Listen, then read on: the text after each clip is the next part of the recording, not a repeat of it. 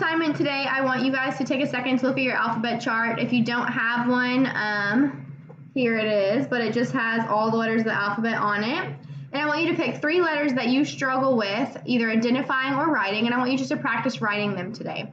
So either by yourself or with someone at home, pick 3 letters that you have a hard time either knowing what they are or writing them, and I just want you to practice, and you're going to take a picture of your work and upload it on the Google form. So once again, pick 3 letters that you have a hard time with, practice writing those letters on a piece of paper, and upload a picture of your work.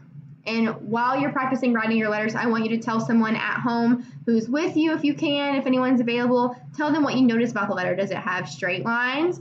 Is it curvy like a snake, like an S? Does it have 2 straight lines, 3 straight lines? How many curves does it have? So pick 3 letters, practice writing them at home on a piece of paper, take a picture of your work and upload it. And I also want you, for those 3 letters that you choose, to talk about what you notice about them. What makes them special? How do you know that's what that letter is?